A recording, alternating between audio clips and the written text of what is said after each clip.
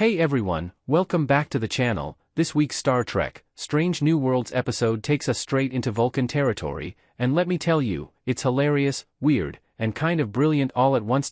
So, here's what went down. The Enterprise is supposed to be heading out for shore leave. Everyone's ready for some downtime, except number one, who decides she'd rather stay on the ship. Suspicious, right? We'll come back to her later, but before the crew even gets to relax, bam, emergency call. Turns out the Vulcans once helped a pre-warp society before the Federation was officially created. Now, that society is in major trouble, and unless they get help, they're facing a full-on disaster. Here's the catch though, this society only recognizes Vulcans. No humans, no other aliens. Which means, enter Spock.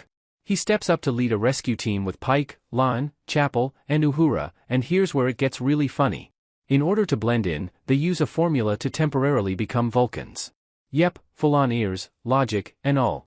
And while Spock is trying to keep things professional, his team keeps reminding him, hey, you're only half Vulcan. Ouch, but here's the twist, when it's time for the others to turn back into humans, something goes wrong. Instead of switching back, they decide, you know what? Being Vulcan is actually pretty great. Let's just stay this way forever. Imagine your friends suddenly turning into full-time Vulcans, no jokes, no emotions, just pure logic. Sounds like a nightmare dinner party, right? Spock, of course, realizes something has to be done. The solution? They need to access their human katra, that's basically the Vulcan idea of a soul, to remind them who they really are, and this is where number one's little secret comes out. The real reason she wanted to skip shore leave is because the planet is close to her ex-lover's home. And guess what? He's a Vulcan. Not just any Vulcan, though, this guy's an expert in Kutros. Enter Patton Oswalt, yes, the comedian himself, playing Doug, the Vulcan X. And wow, the chemistry between him and number one? Off the charts. They cannot keep their hands off each other. Vulcan passion, who knew, right? Oswalt actually talked about filming these scenes, saying how fun it was to play against Ethan Peck as Spock and Rebecca Romaine as number one. He even admitted that while he isn't the biggest Trekkie, the experience blew him away.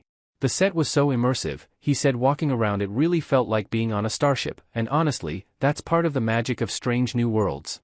Yes, it's a sci-fi drama about humanity, aliens, and survival in space. But some of the absolute best Star Trek moments? They're the ones that lean into comedy.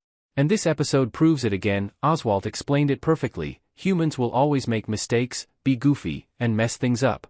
Even in the future, we're still clumsy, awkward, and ridiculous. That's what makes Star Trek so comforting. Because no matter how advanced we get, we're still, well, human. So what do you guys think?